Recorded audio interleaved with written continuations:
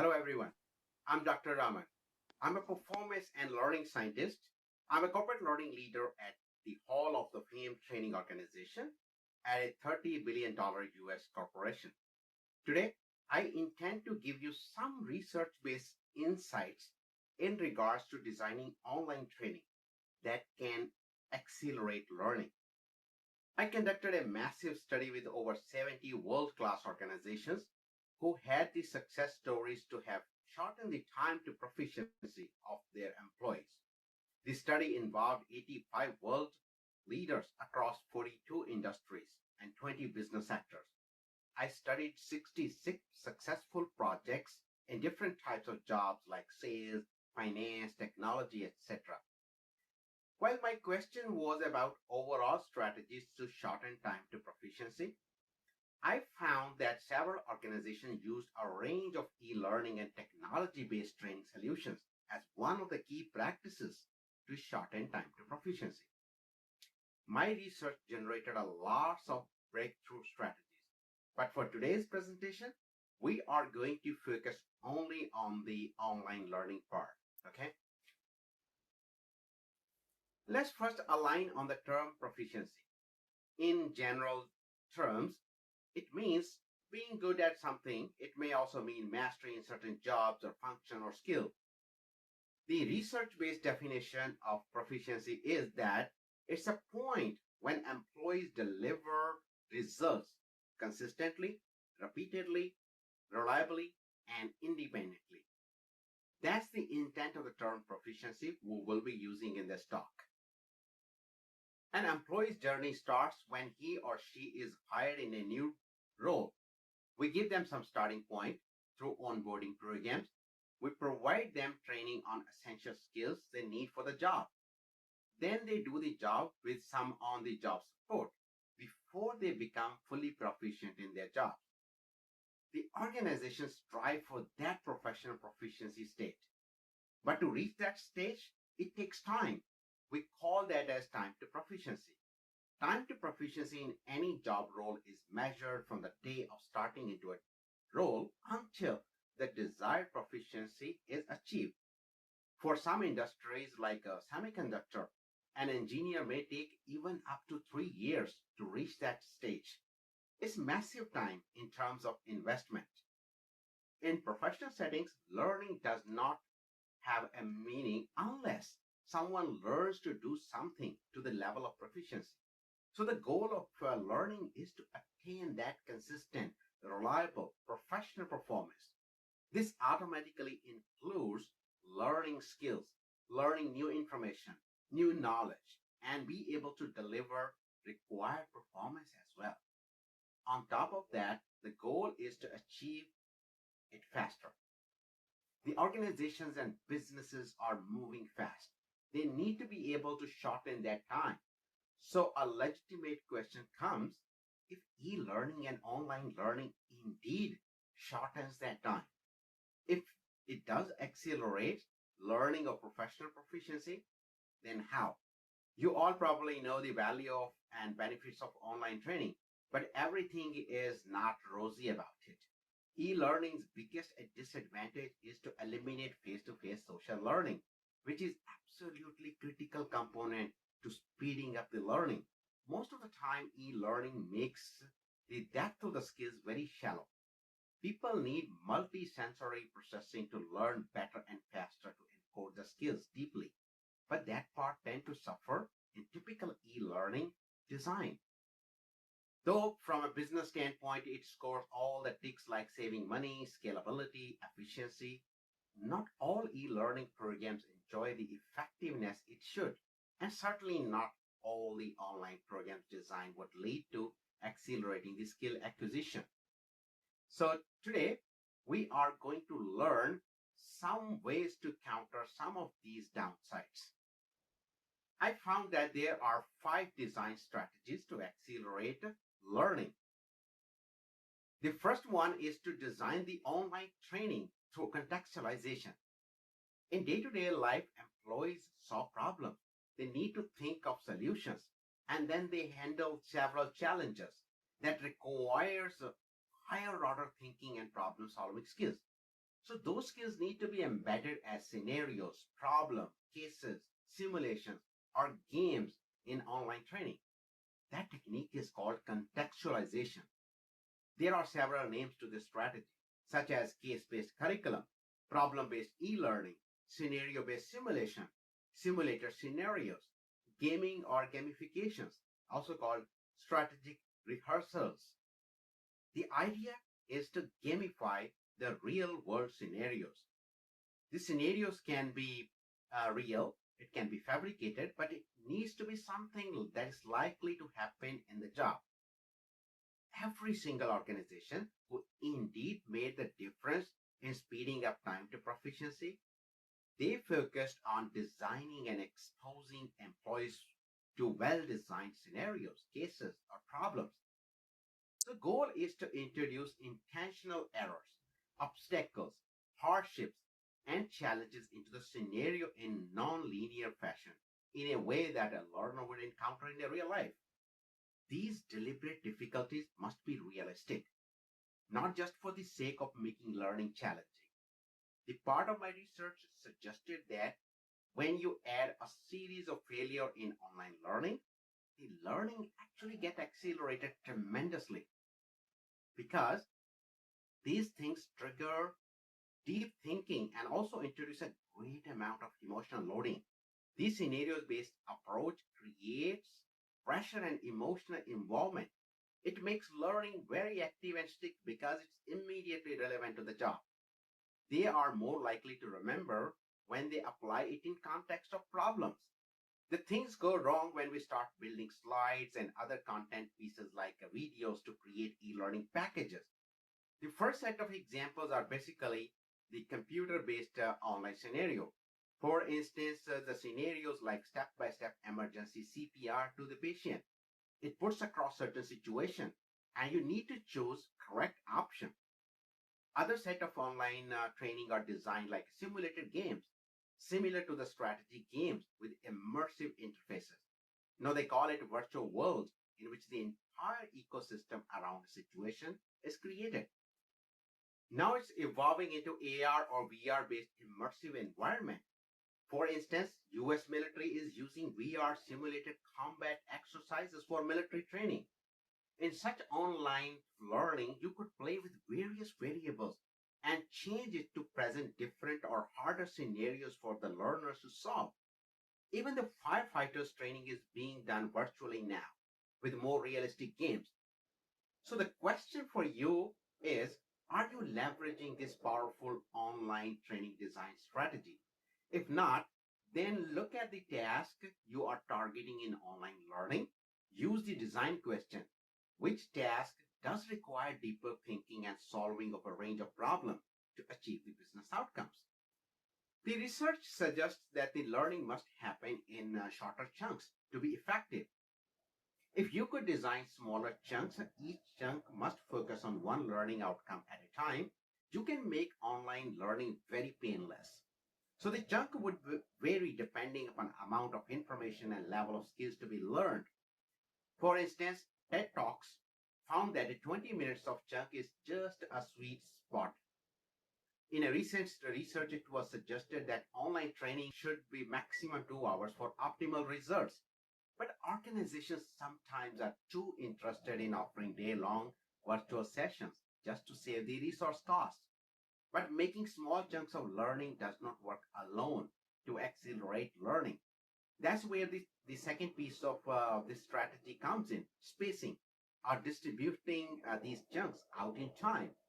This is a strategy for designing effective online learning and which complements one used in scenario-based contextualization. But spacing alone does not work. There is a third piece to it, which is called interleaving. The idea actually is to space out these micro learning chunks and interleave it with other tasks, activities that would allow more practice and reflection. These can be varied type of task assignment that would internalize those smaller chunks. Most of the online training fails because it lacks moments of reflections. So the design question here is which skill can be packed in a shorter e-learning units that can be applied immediately at the job. Not all skills or content would qualify for micro-learning, by the way. So be selective. For instance, a skill which can be better attained by reading a document, it is okay to give 20-page document and you should not try to overbreak it. The next strategy to build an optimal e-learning path. This is the key piece to designing the learning experience. At workplace, people um, don't learn just by sitting in front of the computer. They need to do a certain task. They need to practice on something. They need to deliver something for the job, need to participate or conduct some assignments. All of these, including the learning activities, online learning modules, and other training activities, need to be sequenced optimally to enable them to reach desired proficiency in a shorter time. What I observed is that time to proficiency is significantly impacted by carefully sequencing the learning activities, task, or assignment in a very efficient path. We call it as learning path or learning pathway. Note that this learning path we are talking about here is not the learning path you have been creating in LMS, which is possibly a series of learning modules only.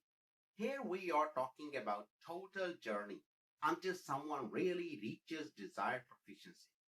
The idea here is that you select only the most essential and relevant learning activities and focus assignment required for a stated proficiency goal. Then sequence it how learners should go through it.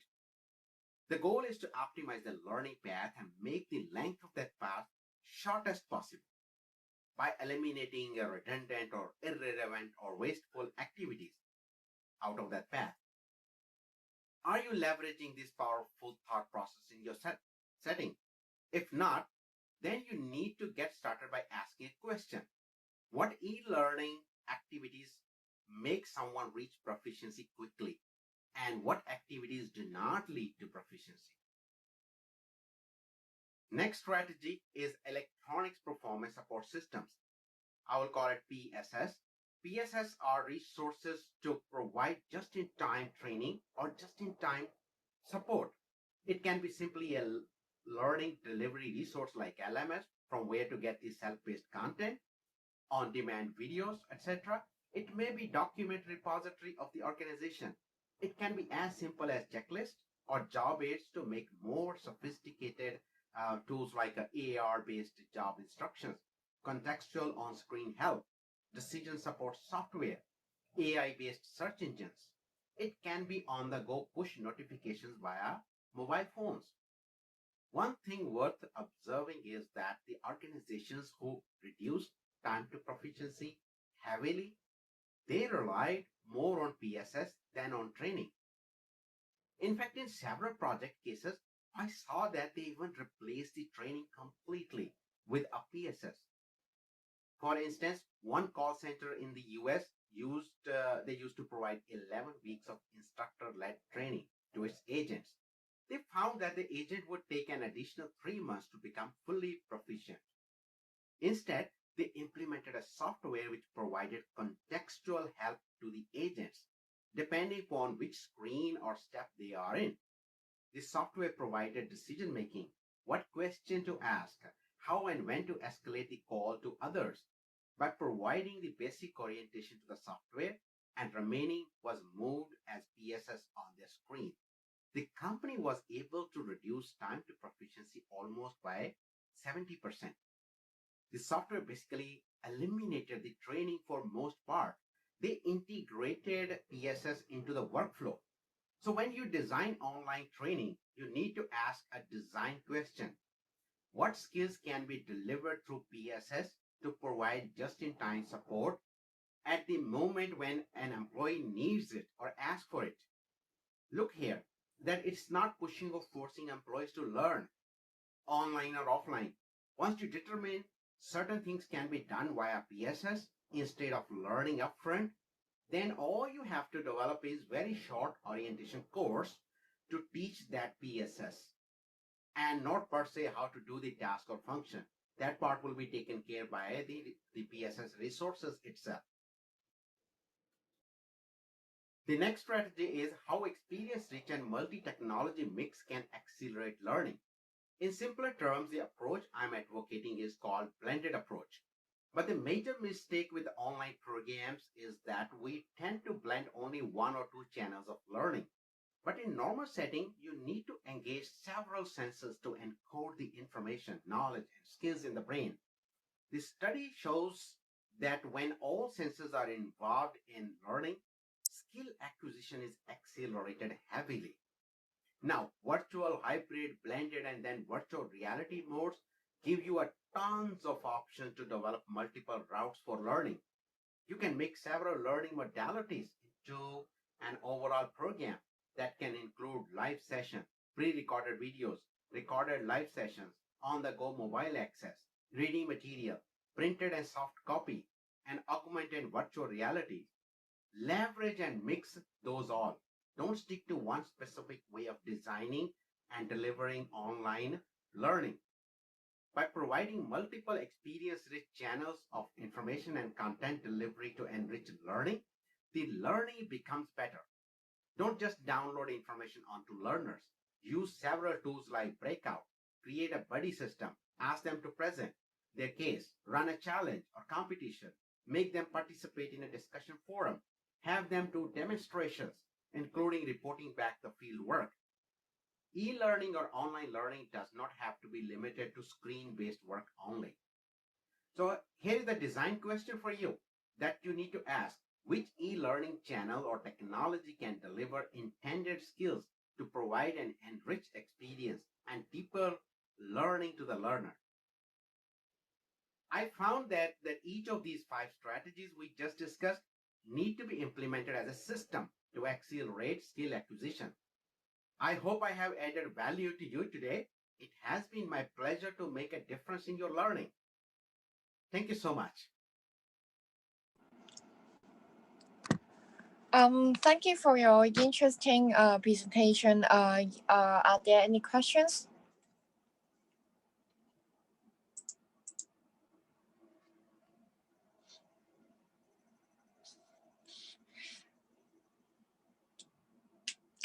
If not, then may I ask a question? Do you have any other future planning regarding your development or research in related to the presentation?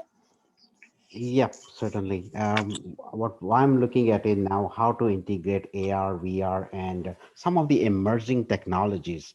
As I said, that um, e-learning doesn't have to be screen-based. It doesn't have to be in front of the computer.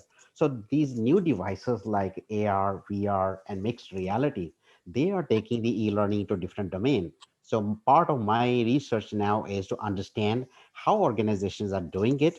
Are they able to accelerate learning using those devices? If yes, what kind of strategies they're going to use? So that's the next extension to my research. Oh, I see. And do you have how can you achieve it in how can you achieve that the VR AR you have just mentioned as you have mentioned that VR AR is not let me see VR AR is not only limited to the computer but then will there be created any device problem or such as some student may be difficult to obtain the device something like that how do you plan to solve it? And not really, because AR, VR technologies now are can be done remotely. So it's like that the people can be sitting in Taiwan with their AR headset, and the instructor could be sitting in the US using their headset. So they can remotely connect it. So from that angle, it basically takes the screens away and it makes the learning very distributed. So I think the technology itself are taking care of that challenge. And now it also allows us to have participants all over the world. So we are not limited to certain one organization or two. So we can kind of recruit people across the board to understand that how the e-learning through these devices are going to work for them. And it seems like initial results from some of the other studies that in learning indeed get accelerated, but that yet to be verified through certain studies. Oh, I see, I see. Thank you very much for your presentation.